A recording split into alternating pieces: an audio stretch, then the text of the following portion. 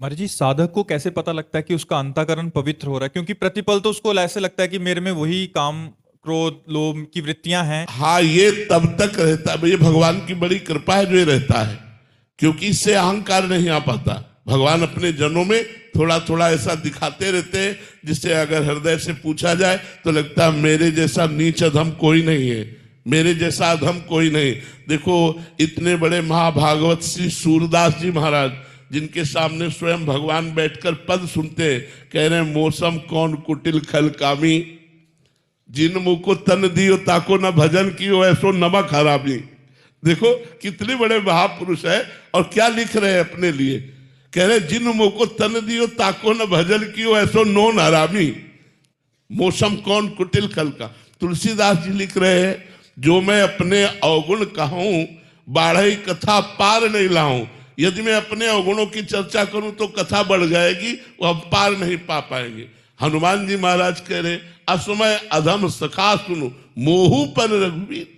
मैं ऐसा अधम हूं, इतने पर भी भगवान की हम पर कृपा है। सबरी मैया क्या कह रही, अधम ते अधम अधम अति नारी, तिनमा मैं मति मंद आघारी। भगवान के भक्तों में ये जो वर्णन करने की शैली है वो इसलिए है कि उनके हृदय में अहंकार नहीं होता, और अहंकारहीन हृदय ही अपने में दोष देख पाता है। जो अहंकारी हृदय होता है वो अपने में गुण देखता है, दूसरों में दोष देखता है। जो दैन्य होता है वो अपने में दोष देखता है, दूसरों में गुण का दर्शन करता है, इसीलिए वो संत है। महाराज जी, पवित्र हृदय की क्या पहचान है? जब पवित्र हृदय हो जाएगा तो कामादि दोषों का प्रभाव नहीं पड़ेगा।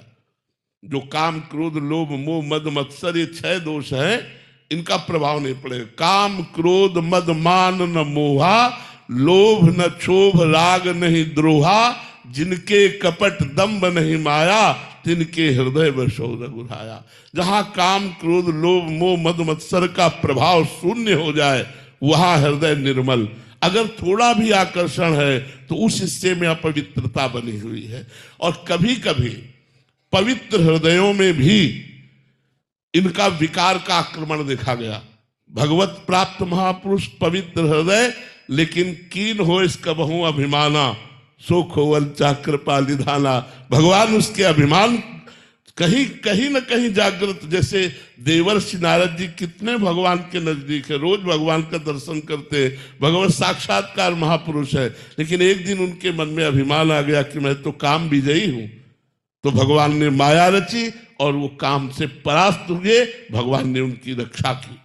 तो कभी कभी भगवत प्राप्त महापुरुषों में भी भगवान उनके हृदय की उस वृत्ति को कि मैं श्रेष्ठ हूं, उसको नीचा दिखाने के लिए कभी न कभी ऐसे कोई आचरण बन जाते हैं।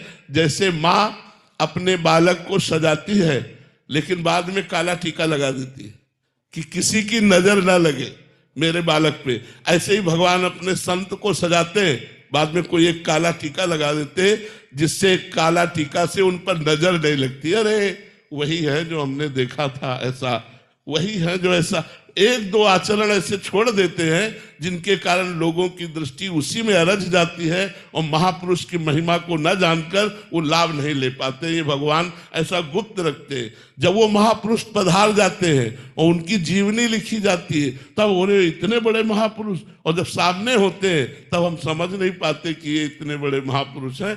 भगवान इसलिए ऐसी लीला करते हैं।